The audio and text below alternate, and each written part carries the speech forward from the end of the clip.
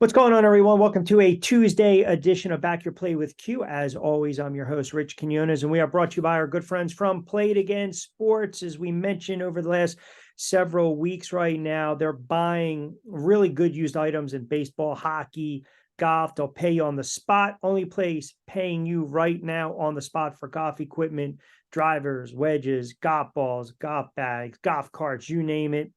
What have you. They're also playing for baseball bats, baseball gloves, high-tier golf equipment, and more. If you mentioned you heard it right here on BYP, you'll get an extra 10% added to a buy or take 10% off your next entire order. Check them out online. PlayItAgainSports.com. Put in the New Jersey location. Our good friend Lloyd Vance, the host of Lloyd Vance Insider Football, every Monday at 7 o'clock Eastern on 102.9 The Game. And, of course, Broad Street South, kind enough to join us as we are 5 weeks in, and we know one thing: several teams are already starting to make Christmas and holiday plans. We'll get into those in a moment. But my friend, how are you? Yeah, doing good. We're starting to move closer to that. We always talk about the barometer type weeks, in 7, 8, where you really start seeing some of these teams step forward.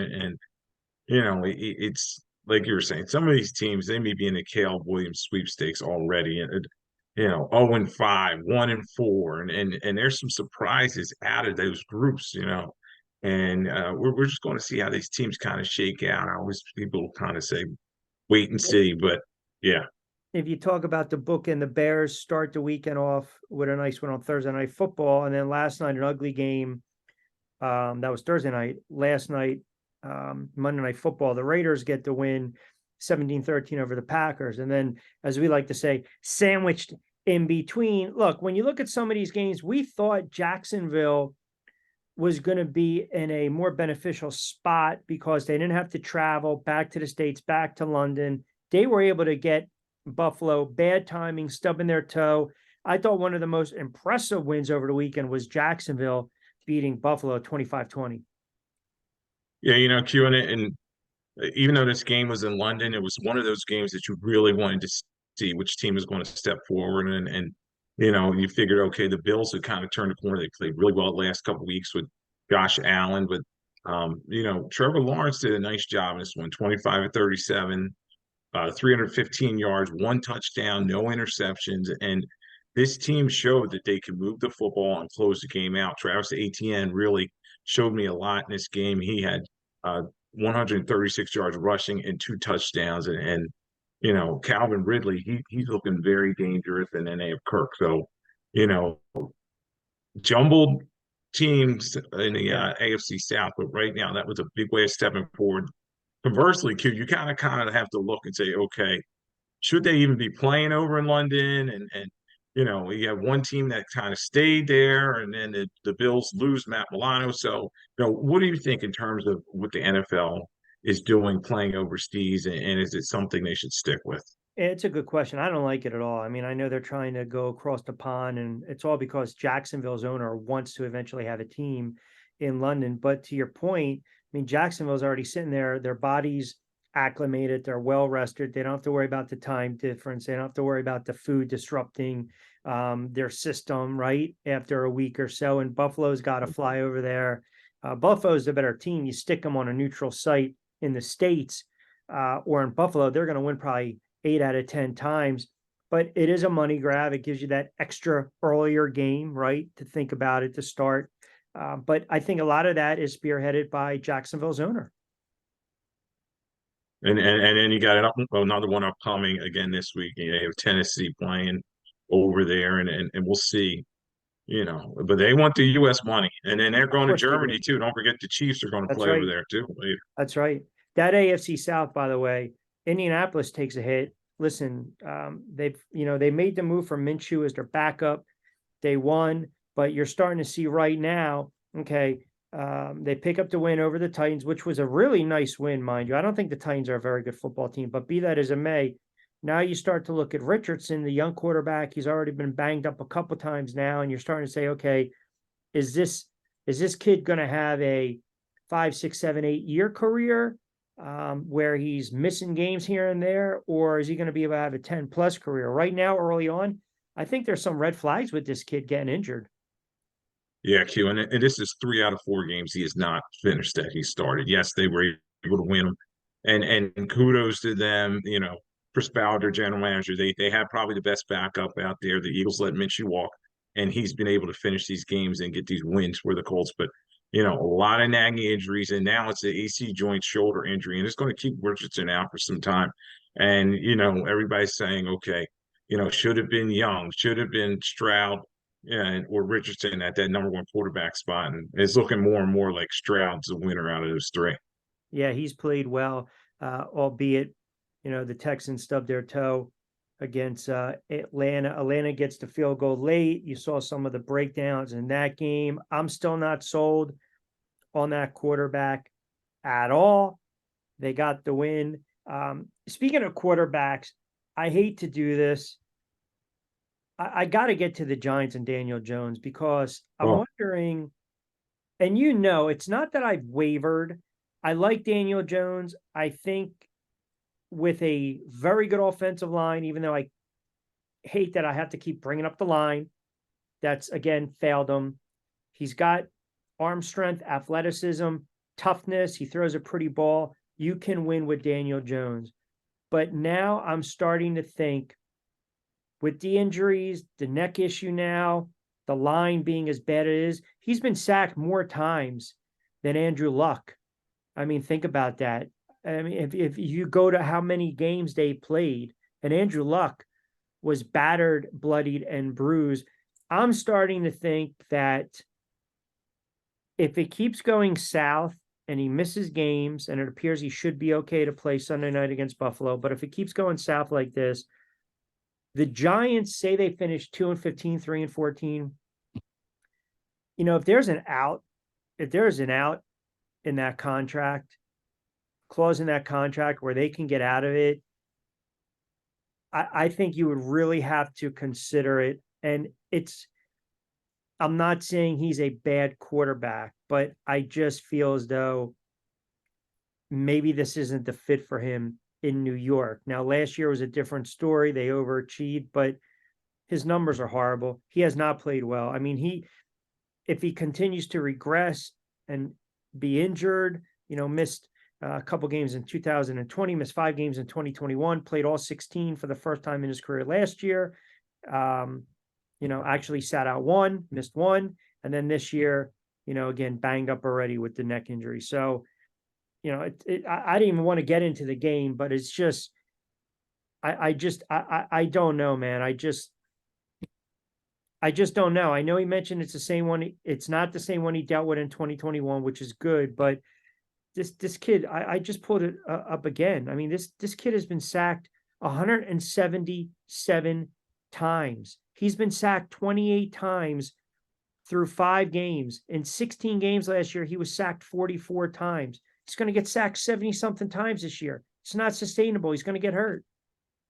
Yeah, and the general manager, they go into the draft every year and they say, we're going to fix this offensive line. I mean, how many years are you going to try to do this? We know Thomas is a quality player, but he's another one of these guys you just wonder, all right, is he playing this week? Is he practicing this week? And Daniel Jones, you're right. Something is amiss here. He has 2 touchdowns, 6 interceptions, 1 fumble. We talked about his fumbling problems in the past. And you're right, Q. You don't want to see the guy seeing ghosts, that old line, from the old Jets quarterback. It's a situation where they gave him the money. Did they jump the gun? You wonder in the offseason, did they gave him the money? And I think he's making about 45 million 40 average. plus. They would probably have to slide a lot of that guaranteed money forward, take a cap hit, and I know Joe Shane's probably like, oh man, you're tied to your quarterback as general manager, and he hitched his wagon to him based on last year's performance. We talked about all those close wins and the cyclical nature of the Giants, and this year's a down year for him. And like you were saying, it was a bad spot against a Miami team that's coming off a loss. They're red hot and they're fast. Everybody's run up and down the field. Tariq had over 180 yards receiving, and Achan, I know he's banged up now. He just was incredible in this game as well. It was just not a good spot for the Giants, and we know the Giants season just going to get longer because they have a very tough schedule coming from the NFC East, and Well, yeah, you're what do going to you have to. do? What do you do? Do Then you maybe they sit him down sit him down and try to restart him. You know what I mean? but And but what good is that with a lost season? Then you really can't judge him once again. I mean, that's the yeah, problem. I feel like people will take it as I'm making excuses, but it's so hard to judge him because the line is horrendous and has been. yeah, and they don't help him with his playmakers. Let's face it. Saquon, he doesn't look like he's getting out there anytime soon. He has that dreaded high ankle sprain, and that's one where Horrible. you just never know when he's going to be back. And then Waller just seems like he's an odd fit for this team. They're not getting the ball to him, and he's maybe getting older in his career. And then we talk about the receivers all the time with Higgins and Shepard and all these nondescript guys. They're just not, no one's stepping forward for him. And it's a lot on Jones's shoulders. I know everybody says, well, he's a quarterback and they paid him, he's get it done. But it's a recipe for disaster. Yeah, and here's the problem. When you say it's different from the one that I suffered, well, that's something different, but it's a neck injury. You don't mess with that, man. Now you're talking about a young man's livelihood, not football career. And I don't know if they just reset it. I mean, I, again, I'm going to get hammered for saying it, but I have to be honest with stuff. I mean, you always have to be honest. I look at Dable and I look at Joe Shane and I'm thinking to myself, listen, they're not married to some of these players. Dable looks like he's totally lost total control of the team. Evan Neal gave no effort the other day after the comments. Neal and Thibodeau looks like a bust. I mean, right now they both look like they are a bust. They're not married to Jones. They're not married to Barkley. I was thinking about this the other night. I would say Thomas, maybe Pinnock, Waller, because just the specimen that he is, Hyatt, Robinson. Right now, I'm okay with these guys. Everyone else, and Lawrence, I'm okay with, but everyone else on both sides of the ball, you want to trade them, go ahead. That's including Daniel Jones and Saquon Barkley. Yeah, and it reminds me like down the stretch of most seasons, typically it's when a coach is leaving, they say these guys are fighting for their job to come back the next season. And that's where the Giants are at this point in their season. Most of these guys are fighting for their roster spots and they can't get too comfortable. And their schedule's not going to get any easier. They're at Buffalo, they have Washington, then the Jets in a game that's kind of a grudge match. We remember all the pushing and shoving from that preseason game, and we'll see how that one shakes out. At Las Vegas, at Dallas, at Washington. They have New England, who we'll probably get to in a minute, who's just also a mess. And then they finally get their bye. So, there's some winnable games in there, but there's some tough ones too. Yeah, listen, Miami didn't play the best game. Tua had some bad turnovers and he had some bad decisions, but at the end of the day, they're good enough where they can actually overcome that. You mentioned New England. I told you New England was going to stink this year. I'm not a fan of Mac Jones. And that's a game where if you load it up, if you actually listen to BYP on Thursday and Friday, that was one of the picks where I thought that game was going to be an absolute blowout. I didn't see it as bad as it was, but man, you were able to put some money in your pocket. You're talking about back-to-back weeks where New England just hasn't shown up. And I'm wondering if they're going to be now in the Williams sweepstakes because it's the second time that Mac Jones has been benched. Yeah, Q, and this is what we were talking about last week when we gave, Belichick the lackey because he has not helped himself in terms of the personnel that he's put out there. This team is devoid of it. The quarterback that he's hitched his wagon to, Mac Jones, is lost. And as you said, the last 2 weeks they've been outscored 72-3, and they just look like they have no answers. The team looks disinterested, and they're wondering, what, maybe it's time for Belichick to maybe step aside and let somebody else I don't think he step is. into this team. And it's going to be on Kraft. It's all to Robert Kraft. He's given him the keys to the kingdom. He said, okay, you've done well in the past. But how much of that, those 6 Super Bowl rings that he's brought Kraft are Tom Brady? Are they, Ernie Adams, Dante Scarnecchia? These are all people that were on his staff that are no Yeah. longer there. And he's left and he has his two sons on the team. So, it's him and his kids and some other guys, some loyal soldiers. But, they've lost a lot of talent over the years and made some bad decisions in terms of draft picks. Guys like N'Keal Harry, who just didn't work out, and you could go on and on in terms of their draft situation. Yeah, they didn't show up, and that's the problem. You got to think, how in the world did the Jets lose to New England? I mean, I'm looking at New England's schedule. They got the Raiders coming up, Buffalo, Miami. You might look at 5 straight losses, Washington, Indianapolis. Your guess is as good as mine. So listen, you're going to have several teams probably in play for Williams this year. Ravens and the Steelers, that's a real nice win. A lot of breakdowns by the Ravens late defensively. Some of the coverage late. Pickett was able to find Pickens. Nice win for them. I still believe the Ravens are going to be okay. One of the games you and I kind of highlighted, the Eagles and the Rams, and I went back and watched the game, and I think as a whole with the NFL, the tackling is so bad. Like, I felt in that game, there were so many times they could have got the Eagles off the field on third down, especially when Hurts took off and ran. But they tried to make the jarring hit, the big hit, instead of try to wrap him up, which kept some of the drives alive. And then, of course, Brown got his a couple weeks ago. Smith was balking. Goddard was inevitable. Goddard get his. Smith doesn't get his. I mean, it's almost as though you have to appease all these players when the bottom line is some days the defense will carry you. The offense might be a little more balanced. But I'll say this, that's a nice win for them to go on the road against a team that's a pretty good team in the Rams. And Jalen Hurts put up, again, modest numbers. He had the one mistake. The offensive line protected him. He was only sacked once, and they're able to run the football. And Swift looks like he's almost like a steal of the offseason right now for the Eagles. Yeah, and this was a game kind of like we expected early on. It's back and forth situation, and the Rams are yes, they're 2-3, but they're better than their record is. And Stafford came ready to play, and we knew that Cooper Kupp was back out there running a lot of routes. And the first part of this first half of this game, you're like, oh man, it's going to be a close one. It's 17-14 in favor of the Eagles at the half, and the Eagles kind of took control in the second half, and I think a lot of it has to do with the Rams defense. As you said, it's like Aaron Donald, a bunch of no-namers out there, and he's trying to make some plays. And we talked about the Rams; they have the most rookies on their roster, 19 rookies on that team, and the Eagles. I think Hurts really stepped forward in this game. He was 25 of 38, 303 yards, 1 touchdown. He did have that interception at the goal line. But what I saw, Q, was he was running the football with effectiveness. 15 rushes, 72 yards, and he had that touchdown. They were moving the chains.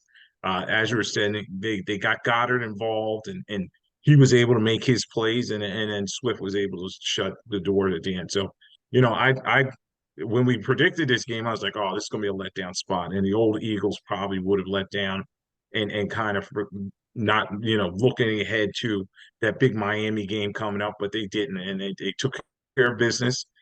There's still some things on the back end that the Eagles have got to clean up. They brought Roby in to help that secondary, but that secondary is still allowing way too many big plays. And Kupp was running free, and Stafford missed him a couple times, and N'Keal was doing his thing as well. Yeah, Kupp had a big game. Good to see him back. Eagles have the Jets. Jets have never defeated the Philadelphia Eagles. Everyone knows that. Jets 10 better against Denver. That's an ugly game. And I just continue to enjoy the fact that Sean Payton looks like an absolute jackass.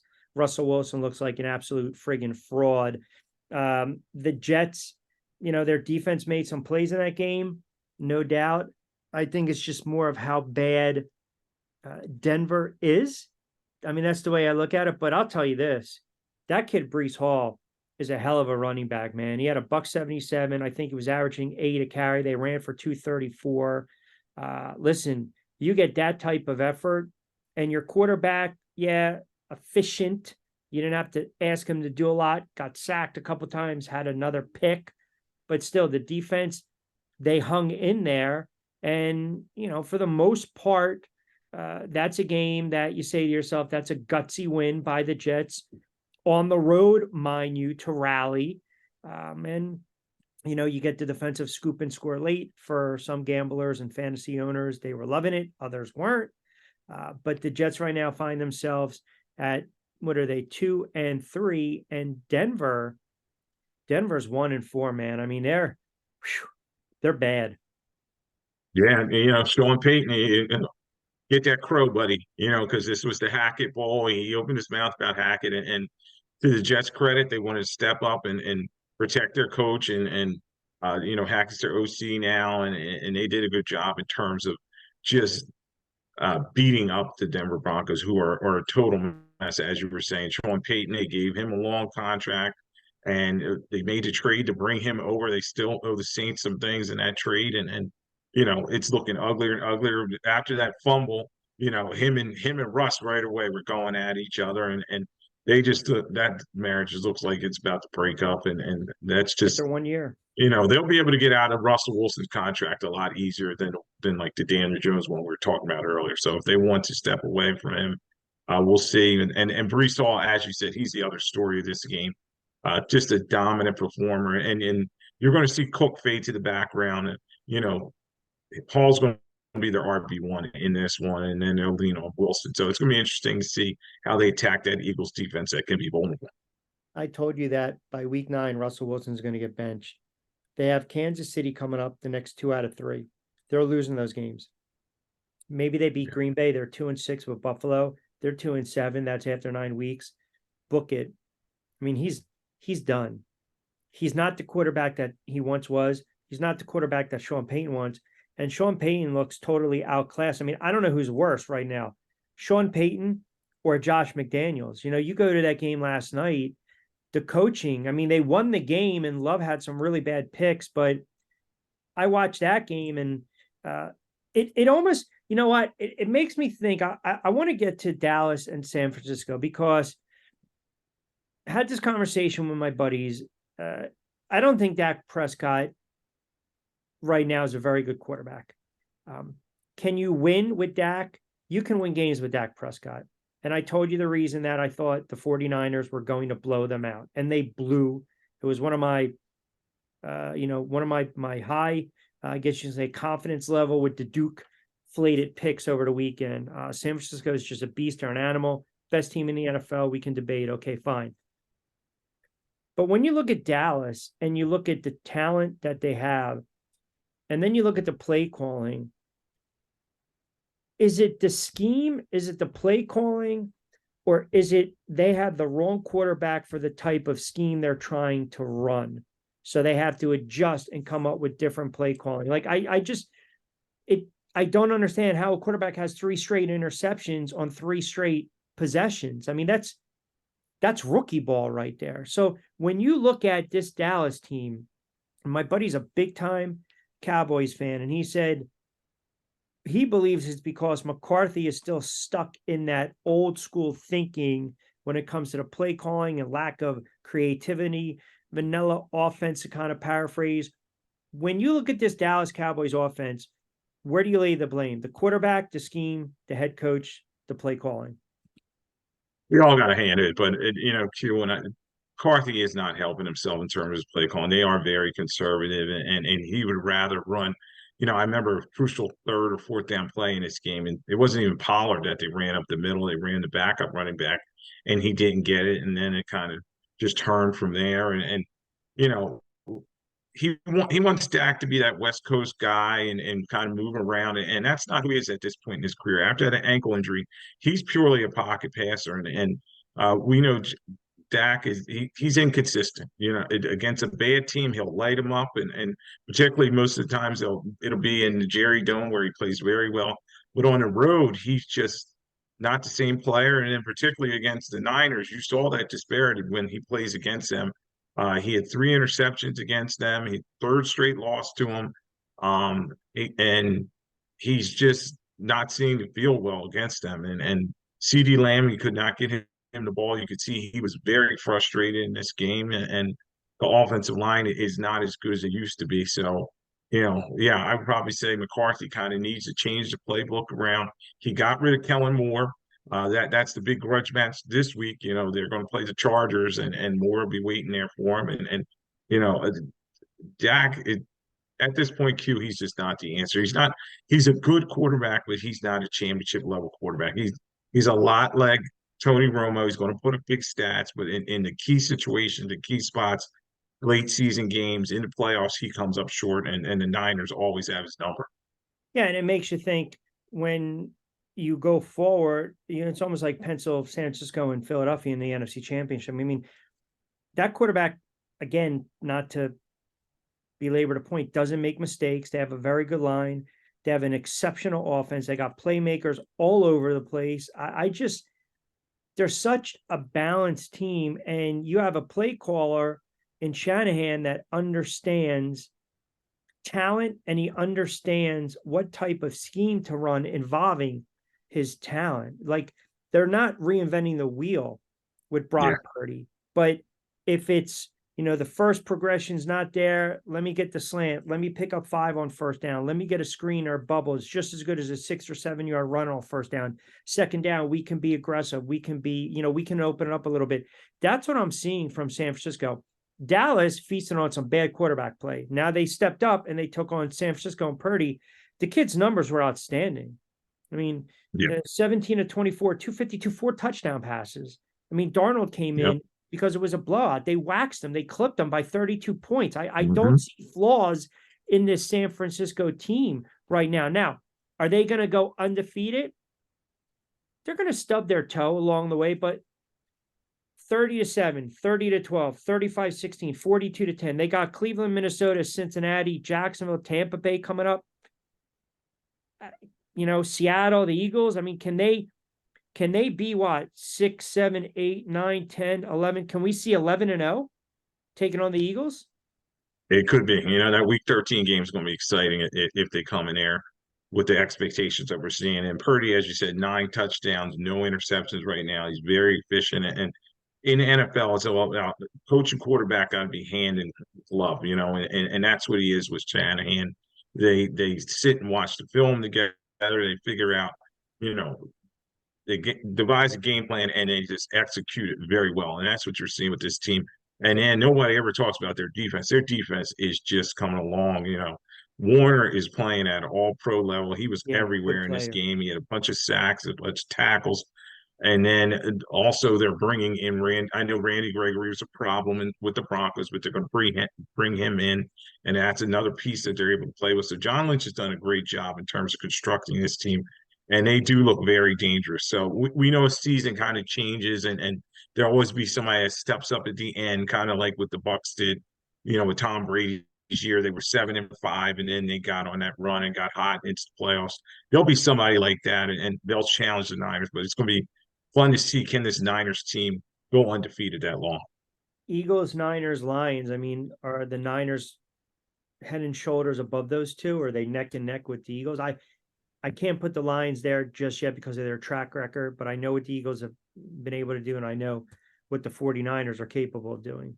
Yeah, offensively, I think that the Eagles, I'll start with them. They can match up well with the Niners in terms of skill position players, and their offensive line is one of the best in the league, and their defensive line as well. The problem with the Eagles is their back seven is they have coverage issues, and that's the big separator between them and the Niners. The Lions, Aaron Glenn has done a good job in terms of trying to fix that defense as well, and they have Aiden Hutchinson, who's a game wrecker.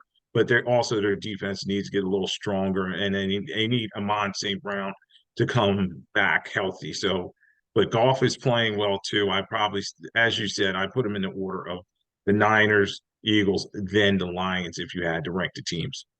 All right. I know we got to close it out. We got to get Game Ball and Lacking again. Lloyd, kind enough to join us. Don't forget, every Monday, 7 o'clock Eastern Time, 102.9 The Game, part of the Broad Street South Network. Lloyd Vance's Insider Football.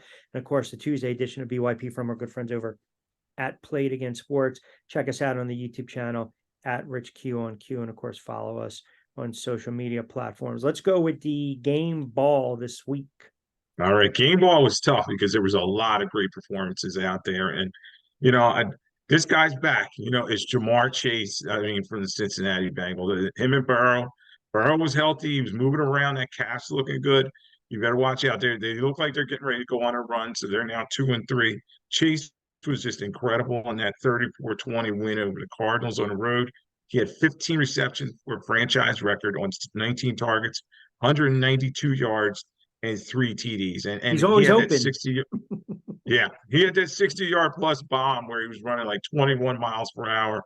And you saw the explosiveness of this guy. So, watch out for the Bengals. It's going to be fun to watch him. Isn't it funny how every time the wide receiver bitches and gripes the next week, they're not right? I'm always open. Throw me the ball. Wow, you just missed me. Yeah, I'm ready to go. Let's go. Feed me the rock. AJ Brown, Jamar Chase. Boom. Like you said, 15, a $192 and 3 touchdowns. Go figure. And Burrow, listen, I need Cincinnati to make a run here. I got Cincinnati and I got Detroit in the Super Bowl. So I'd love to see, I got some tickets. And we talked about that AFC North matchup earlier, Yeah. where the Ravens and the Steelers, it was a black and blue game, but they both look pretty vulnerable out there. And I think the Bengals can get back in that race. So that's going to be fun to watch, Q. And we kind of gave it away earlier, my lackey. I had to do it. It's Dak Prescott. He was just awful in that game, and he's too inconsistent, as we said, Q. In the big spots, he comes up short. And this one, he's 14-24.